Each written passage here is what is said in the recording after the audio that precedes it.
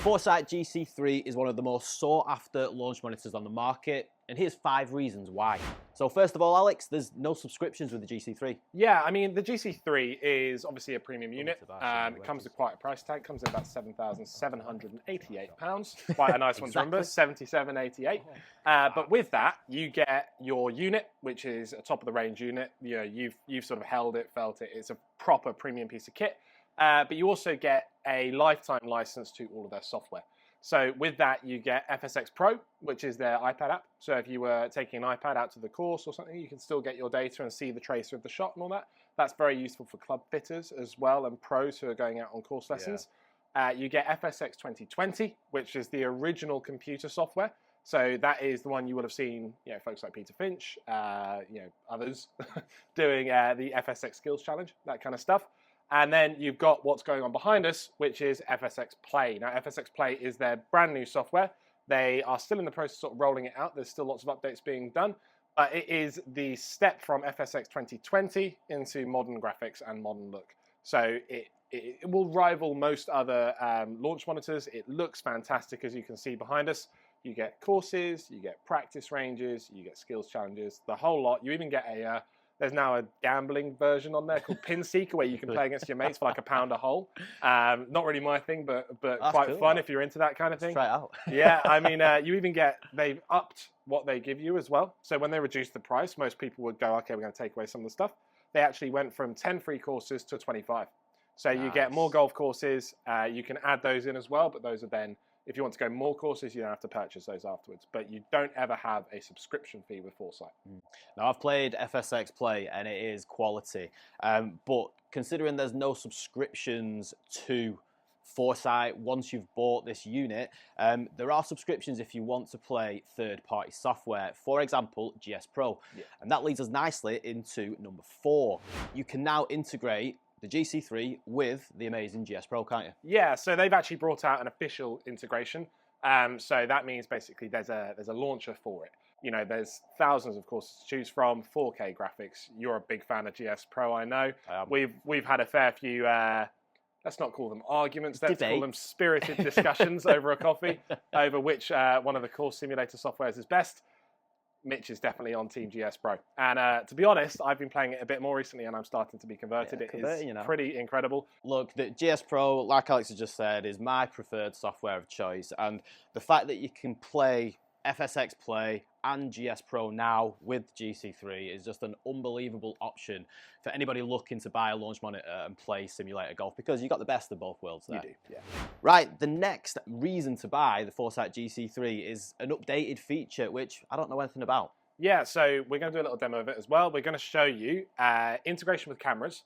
So the GC3 can now use slow motion cameras as like sort of a integrated native thing. Nice. So rather than having to go away to something like SwingCat or something like that, you can actually run it through FSX Play, which is a game changer for them. That was something they were always, you know, people would ask, can I integrate cameras? And we'd always have to say it's quite difficult. Now you can do it natively in the program. And also they can now use 2 screens. Right, now I've got Mitch over the GC3 here, ready to hit a shot. And as you can see, we now have the range on my left and my range on my right. They're both mirrored. Now, that's not particularly useful. So if I get Mitch to go ahead and hit a shot for me. Oh, I like that. Pretty pure. So once this flies out, we now have some data to look at. So the data that will be generated from there is absolutely bombed that 7-iron, 174, first shot of the day. You can see now you have your range on this screen, and then on this screen you have your data. Now I'm going to use the keyboard here. You could have this set up as a touch screen, but I'm currently using this for a TV screen to watch the Masters later on. So you have all of his ball speed, all of his launch angle, all his ball numbers. You can then also go over and look at his club data. And now I'm pretty sure I will have been in the way, but also you have a video overlay. So it will record his swing. Oh no, I'm not in the way. Now we've just got a little webcam set up because we don't have any slow motion cameras spare here at the moment. I was going to ask you that. So this is just a webcam that you've set up. Yeah, this is just a little webcam that's down here. I'm going to move it so we get a bit of a better camera angle on the next one. But you can obviously plumb in some higher end slow motion cameras. So how did you connect that webcam to this software? It's literally just hardwired into the PC. So as soon as you hardwire it into the PC, it recognizes it automatically now. It's a big upgrade for Foresight. I didn't really have to do any setup at all. I kind of stumbled across it And yeah, as soon as it finds the camera, you're ready to go. And you can have more. You can see here, there's more than one camera angle available. Brilliant. We don't have a second camera plumbed in currently, but you could have multiple camera angles going. I'm going to test your knowledge here. Yeah. So you can you connect your smartphone to it or not? Not yet. Not yet. So you can have hardwired in proper webcam. Yeah, so proper slow motion cameras. So this is obviously just a webcam one, but you could go for something like an IDS camera. That would be, it's a lot more expensive than this one. This one's only about 150 quid. Proper one. But if you go for a proper one, you could slow this down and have very, very precise slow motion data. This one, you can slow it a little bit. So if I take it down, I'll slow it down to half the speed. You'll be able to see, although you lose a few frames because it's sort of a cheaper option, you can see Mitch's swing there. You can have that face on. You can have it down the line. Yeah. Multiple cameras analyzing your swing as you hit it, and with your data there as well. Love that. Which is just, it's a big old step forward for Foresight. Right, next one, Al, is the reliability of the data with this GC3. Yeah, so GC3, you can obviously tell by the name, it's a relative of GC Quad. Now, the Quad and the Quad Max now are all over the tour. Lots and lots of players choose to use them, lots and lots of pros as well. They tend to use it because it's using these cameras that are taking real-life pictures, real-life images of the spin, so everything that it's measuring is bob accurate. So there's no way you can sort of say, oh, I don't know that was an accurate number. And that applies for indoors and outdoors. So Foresight's line is always the data that is measured is always accurate. Yeah. And that's a big thing. So coming from the Quad, you're using the same software, you're using the same type of cameras, you're just using one less camera. So you get no less accuracy, what you get is a little bit less data. So the Quad would give you face angle, like impact location. Get loads, don't you, you get a lot more. But all the data that is given to you by the GC3, so club path, angle of attack, club speed, all that sort of stuff, bob on accurate. Yeah. Absolutely perfect. And it is, when I say it's accurate, it is fantastic. Like you can just pick out shot shapes, the spin axis as well. So that's the way the ball is rotating as opposed to its axis. So if you're hitting a draw, for example, it's going to be rotating the other way and it's going to be causing spin that's going to cause that draw. That is measured so accurately that the shot shaping on this is out of this world. If you want to try and hit a couple of draws, a couple of fades, I'll try. You'll be able to get a really, really good look at how accurate this shot shaping is and how accurate the data is. This is testing a 10 handicap golfer. Come on, you got it. Can you hit a draw? Back in your stance a little bit. Close club face. Oh, that was a draw. Look, so you can see immediately, it launches immediately because it's working everything out from those photos. And that spin axis means that shot shape is very realistic. There's no sort of calculation time or anything like that. It just looks like a draw. Now let's see a fade. Fadey, 2 out of 2. Oh, you weren't in the zone. Okay, Here's a little bit of a tip. Okay, we're going to keep that in. I'm going to make you keep that in because it's very easy to use the GC3, but Mitch has managed to miss it. So on the screen is a window that basically is a bit like a, the teacher will probably tell me it's like an oblong or something like that. It's got some funky shapes to it, but that is basically the window in which the ball can be seen. Yeah. So if we move this about, we'll get this done on some B-roll so you can see it. If I move the ball about, you can see a black ball moving around on the screen, and that is showing that ball is within that window. Mitch, being the genius Einstein that he is, managed to hit it with the ball outside of that zone. And I'm going to tell you, the zone is big as well. It's about this big, and he managed to miss it. So, do you know what? I was going to ask you, mate. I was going to ask you as well. Does the GC3 ever no read? Because I have SkyTrack and it no reads quite often. Yeah. And I hit that ball then. I was like, no reads. But no, that's my fault. No. He no thinks. Right, fade. Come on, fade. Oh, it's a nice shot too. Look at that. There you go. He's made up for it. He's redeemed himself. A lovely little butter fade up the middle. It's a lovely, lovely shot. And you can see immediately the fade and the draw come in as soon as you hit that ball because those photos are being taken of the spin axis and the machine instantly knows that's a draw, that's how far it's going to draw.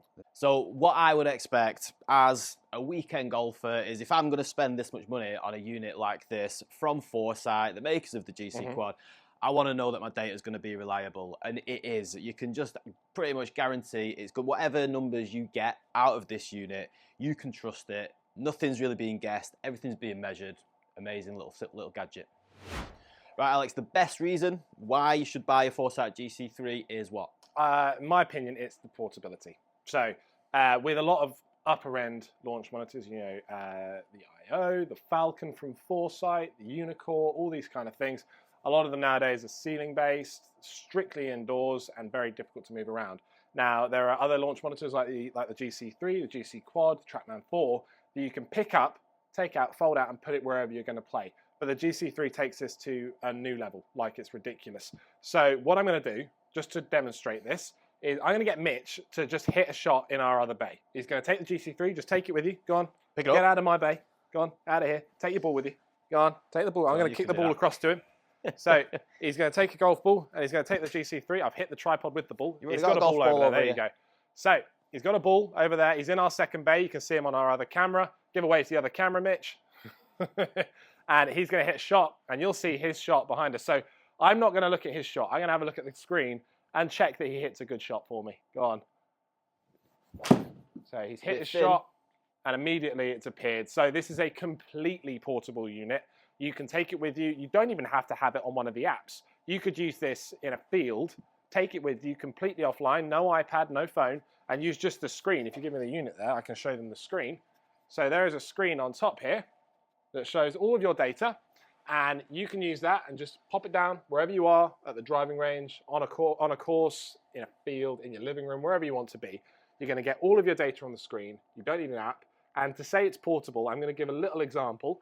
The unit itself has an onboard barometer, which means wherever you put this down, it's going to measure the air density around it. It's going to measure the temperature, the humidity, all that sort of stuff. So your data is always plumb accurate to exactly where you are in the world. So say you're warming up for a tournament, you don't have your phone or your iPad out because you're trying to focus, pop this down the range, and you're getting exactly how far you're hitting your 7-iron for that day. This is amazing. One question I'm going to ask you, though, is how easy is it to align? If you're transferring it from place to place like I've just done there, I've plonked it down, I've given just a general guide straight at the screen. Is it difficult to align properly? Not really. So the way I would always advise doing it, if you're just popping it down and you're not running it on one of the apps, just grab an alignment stick, run it along the front, and you can have a pretty good idea of where you're aiming because you can aim at a flag on a range or something like that.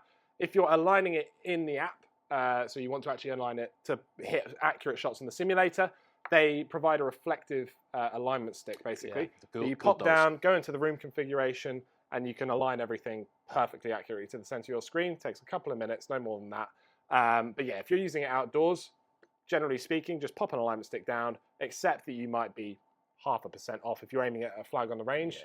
You're as accurate as your eyes can be there. Yeah. Right, Alex, I am probably a mid-handicap golfer, play off 10. Okay, so somebody like me who's looking at obviously improving my golf game, playing indoor golf, what benefit would a mid-handicap golfer get from a unit like this? Okay, so you put me on the spot, but the way I can do this, if you're a mid-handicapper, the first thing you need to do to get down towards scratch is understand your golf swing. Yeah. So the thing that this gives you, and a lot of other launch monitors as well, they will give you things like club path, they will give you angle of attack, they'll give you your carry distances, so you'll know exactly how far you've hit the golf ball.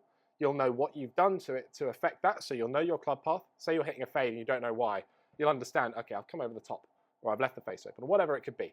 On this one, you won't get a face angle, but you'll get your club path. So you understand how you've delivered that club to the ball. That's going to give you that understanding of there. And then, yeah, so the most important thing, regularity of practice. You have this immediately available to you to practice, and you have an incentive because you spent nearly $8,000 on it. Yeah. You've got an understanding of your swing with club path data, and you've got an absolute accurate understanding of how far you hit the golf ball. Because if you're hitting it to pin high, you're never going to be that far away. That's not my quote. I've stolen it. Right, so I'm going to throw another one at you here. So if I am not a beginner golfer, because a beginner golfer won't be spending this much money, I don't think, on a launch monitor. But I am a high handicap golfer. Okay. What benefits am I going to get from this? Okay, so different to a mid-handicapper. Yeah. So different to mid-handicapper, you can take away the understanding of the golf swing, because the golf swing might be a bit more volatile. Like they're not going to have the same control. Like if I ask you to swing more from the inside, you can swing more from the inside. A high handicapper, the most important thing you can do is understand how far you hit a golf ball. Yeah.